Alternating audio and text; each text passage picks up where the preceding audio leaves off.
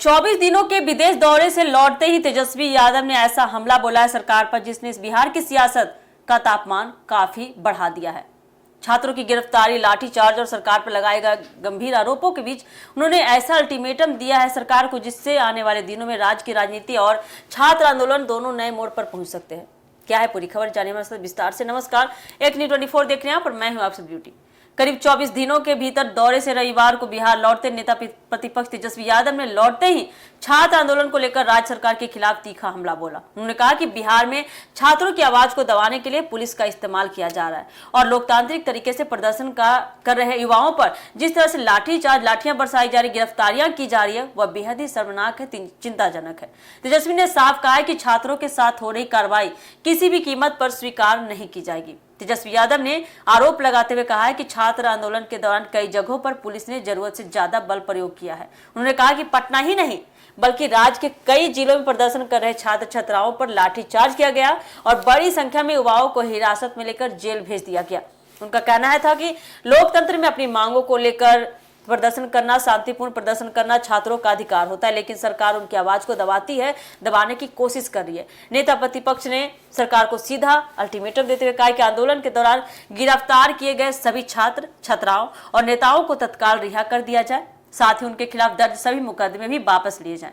उन्होंने चेतावनी दी कि यदि सोमवार तक सरकार ने यह कदम नहीं उठाया तो पूरे बिहार में बड़े स्तर पर आंदोलन शुरू कर दिया जाएगा, जिसकी जिम्मेदारी सरकार की होगी। इस दौरान तेजस्वी यादव ने मुख्यमंत्री सम्राट चौधरी पर भी बेहद तीखा हमला बोला। उन्होंने मुख्यमंत्री पर गंभीर आरोप लगाते हुए उन्हें 7 हत्याओं का आरोपी बताया और उन्हें सड़क छाप गुंडा तक कह दिया। तेजस्वी ने दावा किया है कि बिहार का मुख्यमंत्री खुद अपराधी प्रवृत्ति का अपराधी है और उसकी वजह से पुलिस भी गलत तरीके से काम कर रही है। उन्होंने आरोप लगाया है कि सरकार अपराध और भ्रष्टाचार को बढ़ावा दे रही है और राज्य की कानून व्यवस्था लगातार बिगड़ती जा रही है। तेजस्वी यादव ने यह भी दावा किया है कि छात्र आंदोलन के दौरान सिवान में जिस तरह से गोलियां चलने की घटना हुई, जो बेहद गंभीर मामला है। उन्होंने कहा कि यदि छात्र अपनी मांगों को लेकर सड़कों पर उतर रहे हैं तो सरकार को उनकी बातें सुननी चाहिए, ना कि लाठियां बरसानी चाहिए, बल प्रयोग करना चाहिए, आंदोलन को कुचलने की कोशिश करनी चाहिए।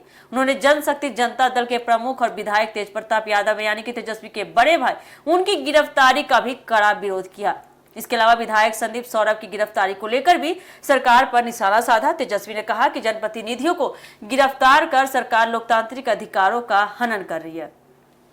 उन्होंने आरोप लगाया है कि उनके बड़े भाई तेजप्रताप यादव पर गंभीर धाराएं लगाकर उन्हें जेल भेजा गया है, जो पूरी तरह से राजनीतिक बदले की कार्रवाई है।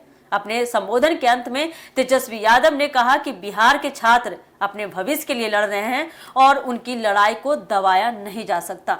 उन्होंने सरकार से इसको लेकर अपील की है कि वह छात्रों के खिलाफ कार्रवाई बंद करे, गिरफ्तार लोगों को रिहा करे, मुकदमा खत्म करे और संवाद के जरिए समाधान निकाले। साथ ही उन्होंने दोहराया कि यदि सरकार ने समय रहते कदम नहीं उठाए, इसके बारे में कुछ नहीं सोचा तो विपक्ष छात्रों के साथ मिलकर राज्यव्यापी आंदोलन करेगा और इस मुद्दे को और मजबूती से उठाएगा। तो देखिए आने वाले समय में यानी कि सोमवार को निकल कर आ जाएगा आंकड़े कि आखिर सरकार क्या चाहती है। क्या तेजस्वी के अल्टीमेटम से सरकार डरती है?